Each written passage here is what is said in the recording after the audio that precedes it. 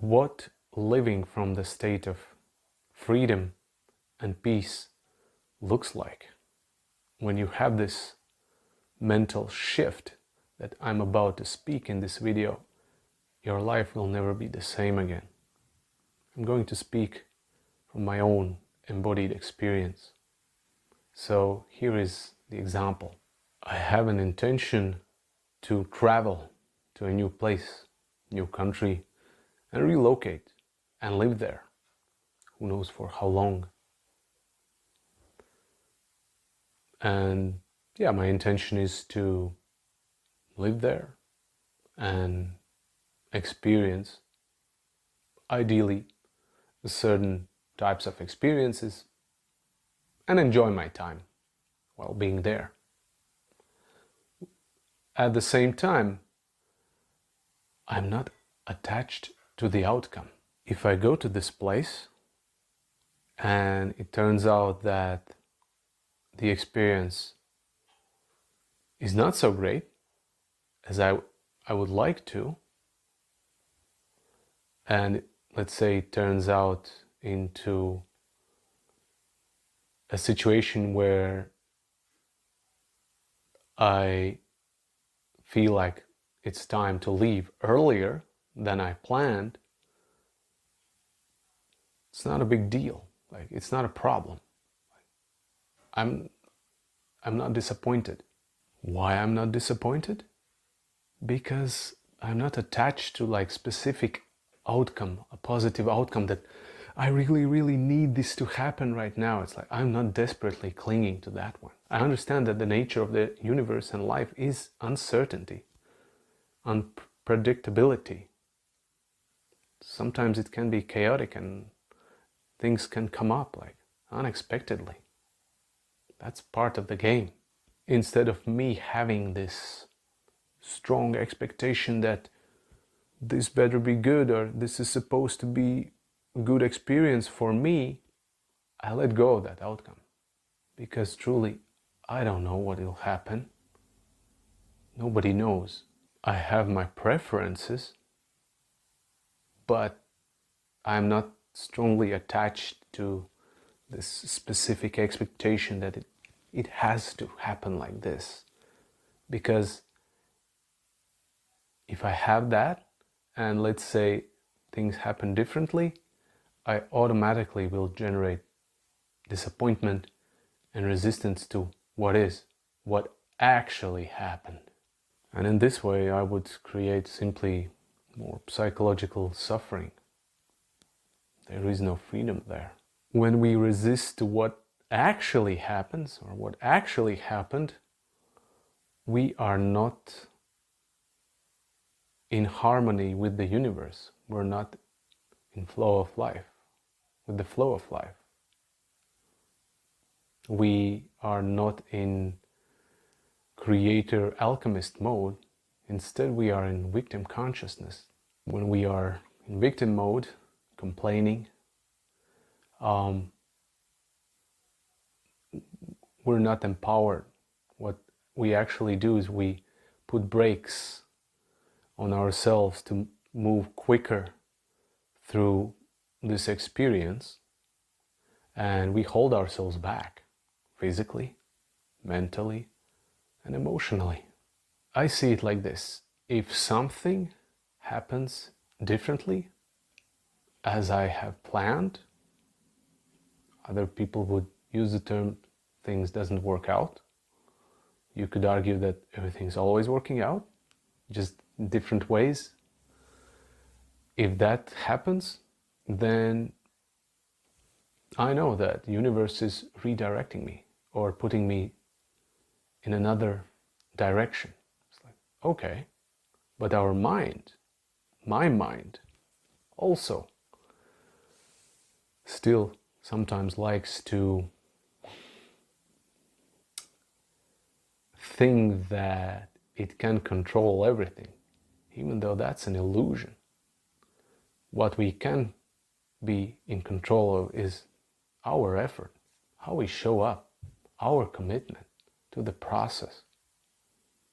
But the outcome and the other people, That's beyond our control. So it's a beautiful balance.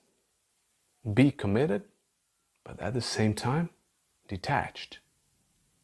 Be committed to the process, be fully engaged with the process, and see where it leads without attached to certain outcome that it needs to lead specifically there. Respond to what feedback life gives you. Take one tiny step at a time. There is no need to overwhelm yourself and overinvest yourself with big decisions, big goals and big visions ahead of the time. It's like, take a step, invest, and see where it leads you. And you will know then what the next step will be. We often, people like to pressure ourselves unconsciously and to put ourselves in a mentally in a situation where we feel like we have to make a big decision right now. Like right now, we have convinced ourselves that there is a shortage of time and I have to make this decision right now. That's not always the case. That's often not the case. Sometimes might be, but not always. You know, it's like, I have to make it now. It's like, no.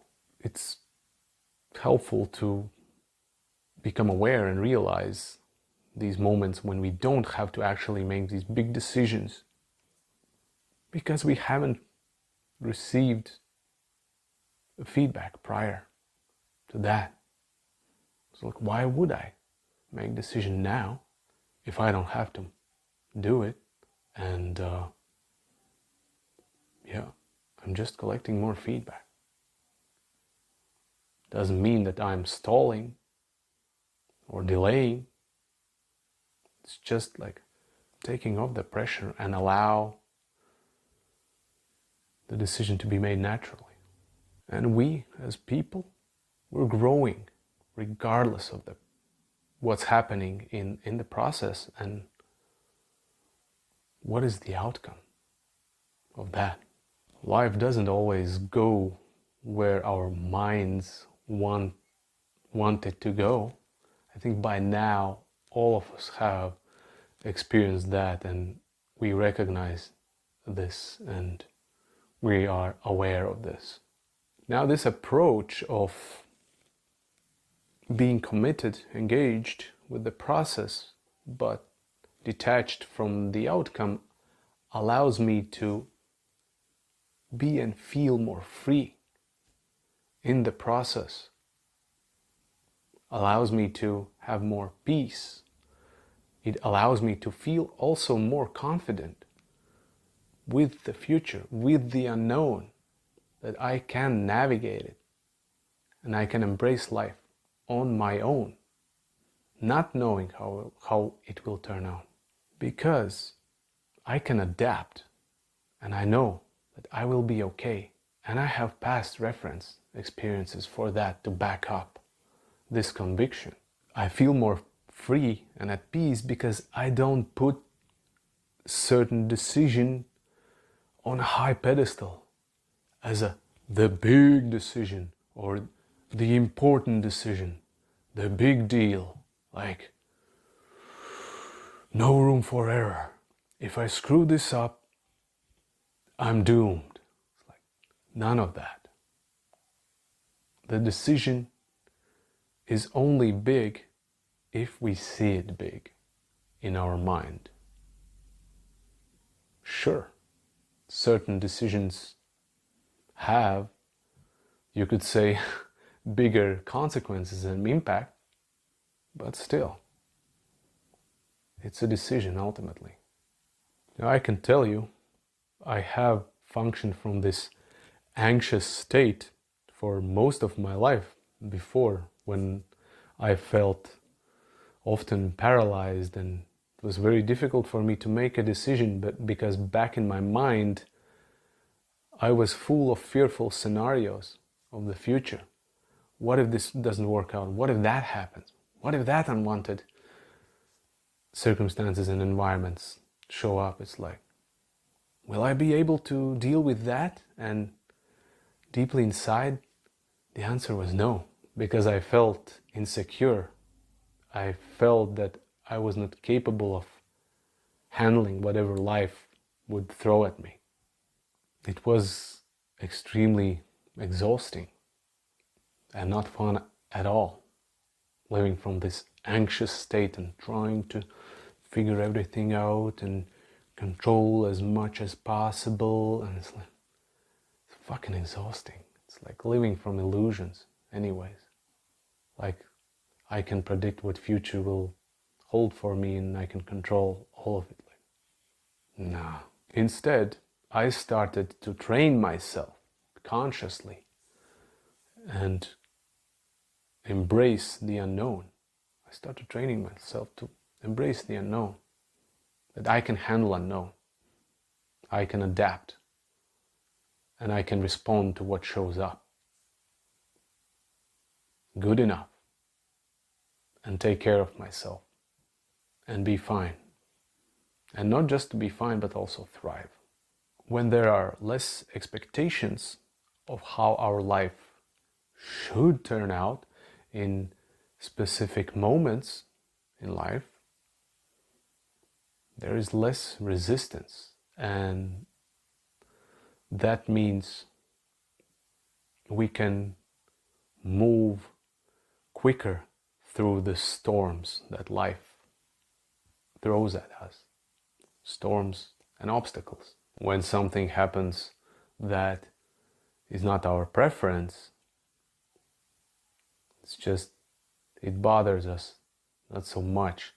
We don't fall into ruminations and disappointment, and we're not complaining as much. We just take deep breath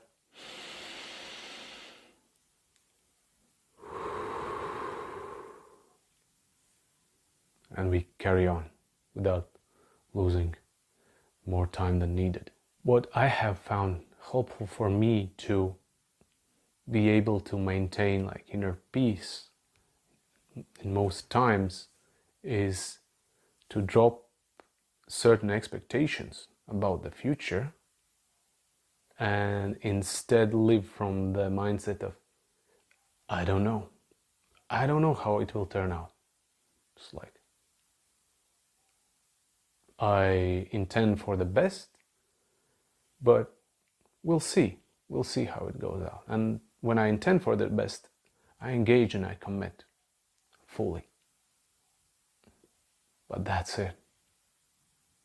And this mindset of I don't know, it's not inviting us to live from ignorance. It gives us more space and more freedom. And there is less like pressure and anxiety that, well, if it doesn't go this way, then I'll feel bad. It's like,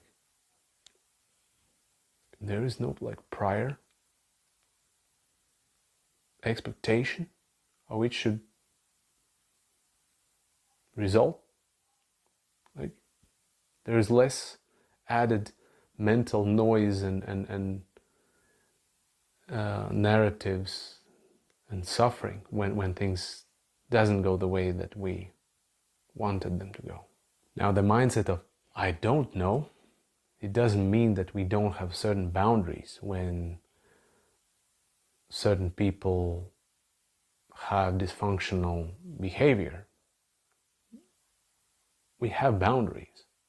What this I don't know mindset means is it invites in more freedom on our part and the ability to adapt and be faster, to respond to whatever shows up. I wish you a life full of freedom and peace. See you soon.